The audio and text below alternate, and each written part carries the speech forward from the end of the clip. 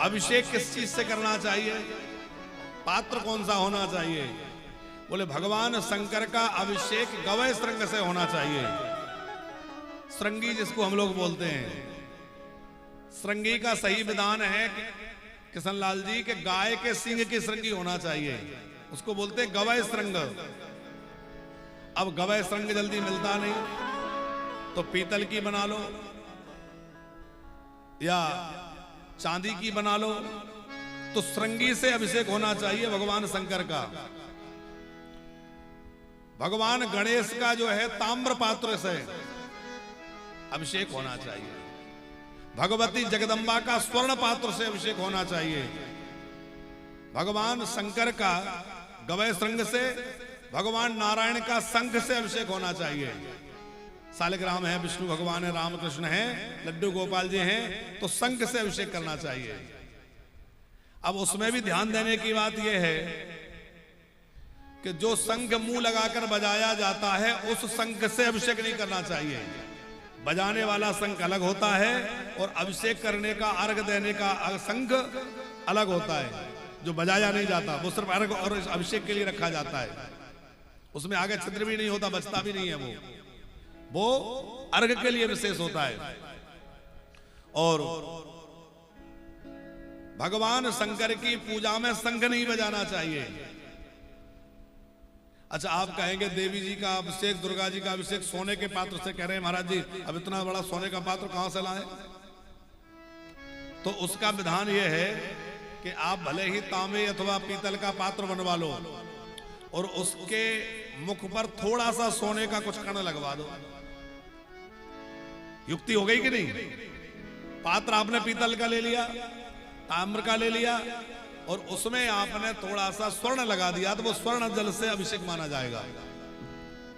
भगवान शंकर को दूध चढ़ाया जाता है तो वो तांबे के पात्र में ना रखा जाए, क्योंकि तांबे के पात्र में पड़ने से दूध विष जैसा हो जाता है, अग्राह्य हो जाता है।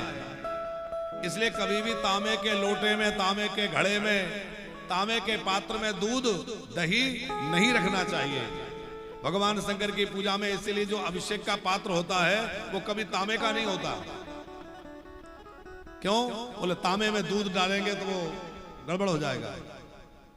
इसलिए या तो पीतल का पात्र हो, अष्ट धातु का पात्र हो, या पर सबसे अच्छा श्रृंगी का है, श्रृंगी से करिए।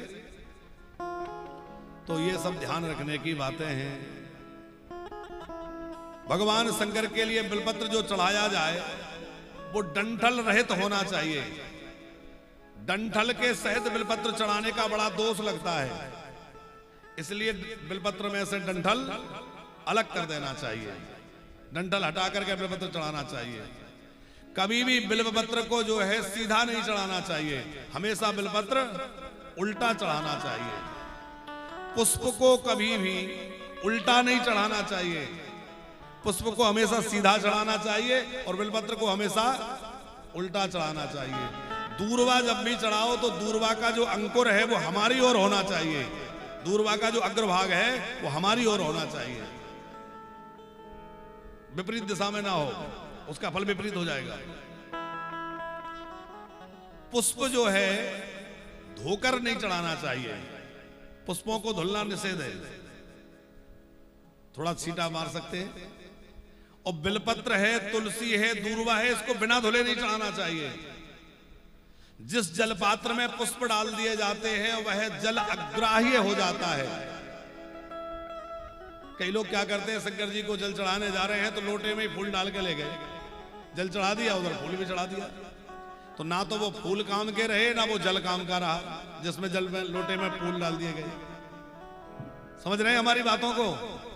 तो पुष्प जो है कभी भी जल पात्र में नहीं डालने चाहिए, वो जल जो है निर्माल्य हो जाएगा, उपयोग का नहीं रह जाएगा। पुष्प अलग रख के ले जाने चाहिए। कभी भी गंगा जल को किसी जल में नहीं डालना चाहिए। ये बात कितने लोगों को पता है? गंगा जल को किसी जल में नहीं डालना चाहिए, बहुत लोगों को पता है। अब बाकी लोग कह रहे होंगे महाराज जी हम तो कहते थे कि पूजा के जल में गंगा जल मिलाओ, आप कह रहे हैं किसी जल में गंगा जल मत मिलाओ। अरे गंगा में सब मिलते हैं, गंगा किसी में नहीं मिलती। इसलिए क्या करना चाहिए?